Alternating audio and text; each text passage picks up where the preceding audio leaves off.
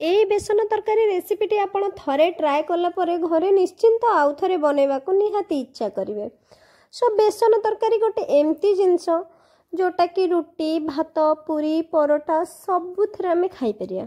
सो मु चाहिले बेसन तरकारी रेसिपीटी आपणक संगे शेयर करबा पाए जोथि पाई कि मु एठी 2 बड़ चमच बेसन रे अल्प टिके लूण अल्प टिके हळदी आउ टिके लंका गुंड देकी अल्प पानी देकी किछि गोटे एमती बैटर बनैथिली। आउ गोटे अलगा पलम नहीं कि सेथरे तेल टिके देके एटाकू चकुली पिठा आकार करथिली आउ टिके मोटार करथिली। बहुत भी मोटा करिवेनी तो सेटा बेसनटा भितरु सिझेनी। आउ एटा आमे कोनोसी छणा कि जंता प्रोसेस रे करूने एक्चुअली छणा छुणी प्रोसेसटा भी बहुत तेल मसला।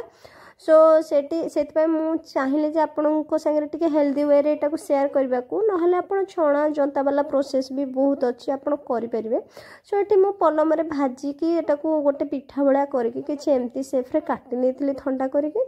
आ गोटे कड़ाई देकी सेथरे तेल जीरा आउ सुखिला लंका तेजपत्र पियाज देकी सेटाकू फुटण करथिली। आ पियाजटा गोल्डन ब्राउन हैला जाए से पियाजटाकू मु भाजी थिली।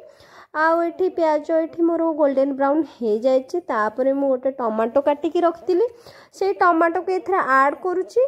आउ टमाटो टिके समय हो गला परे मु एठी हळदी गुंड लंका गुंड चिकन मसला आउ अल्प टिके लूण सेटा एठी पूरा मसला भाव रे ऐड करूची जोटा कि बहुत लो मीडियम फ्लेम रे आपण करिवे। एटा गुंड मसलाटा जल्दी पोड़ी जिवार चांसेस थाए। सो एटा को मु किछि समय 2 रु 3 मिनिट एमती कसला परे गोटे अलगा गोटे जगह मु अदा रसुण पियाजर गोटे पेस्ट बनै कि रखी से पेस्टा को एबे मु ऐड करबी। आपण अनुसार तेल मसला क्वांटिटी कम बेसी करि परिबे।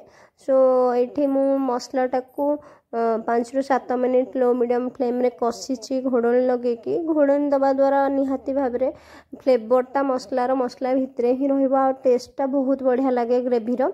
आउ 5 रु 7 मिनिट पर मुझे चेक कली मसलाटा किसी यही भाया होता। सो यहाँ देखिली जेहेतु पूरा कंप्लीट होनी से आउ 2 रु 3 मिनिट मु घोड़े करी आउे खोली तेल मसला पूरा सेपरेट हो जाता अलग अलग। सो ये मत लगला ठीक ठाक। सो ये गोटे ग्लास पानी एथरे ऐड करली। आपण अनुसार पानी भी ऐड करेंगे। बेसन जिनसटा पूरा पानीटा को टाणी नब बहुत नहले ग्रेवी रही। सो ये मु पानीटा फुटीगला जो बेसनटा को काटिकी स्क्वायर साइज रे रखी थी से बेसनटा को एथरे ऐड करी। सो बेसन को मुझे ऐड करुच्ची आउे यहाँ को मु किछि समय पाई फुटिया पाई छाड़ी दउची। आउ मु गोटे बाउल रे आधा चामच बेसन को 2 चामच पानी गोटे एमती गोलणी प्रस्तुत करके रखी थी आगुरी सेटा एथरे ऐड करुच्ची। सेटा दबा द्वारा बेसनर तरकारी ग्रेवीटा पूरा माने भल टिके रहे आउ फ्लेवर बहुत भल लगे यहाँ ऐड कले। सो मुझे ये ऐड करी आ 5 रु 7 मिनिट यहाँ घोड़े देती। तापर बेसन तरकारी ऑलमोस्ट हो आसला। आटा थिला बेसन तरकारी फाइनल लुक कहले चले। सो यहाँ 5-7 मिनिट आउ मु पुणी लो मीडियम फ्लेम रे बसैला तरकारीटा किसी एमती होता। तापर गोटे गरमा गरम प्लेट आणिक आम मापू पूरा यहाँ बाढ़ी खाइलु। आउ एते टेस्टी होता। आपण निश्चिंत थरे घरे ट्राए करंतु आउ कमेंट बॉक्स रे जणातु केमती लागला कौन होता।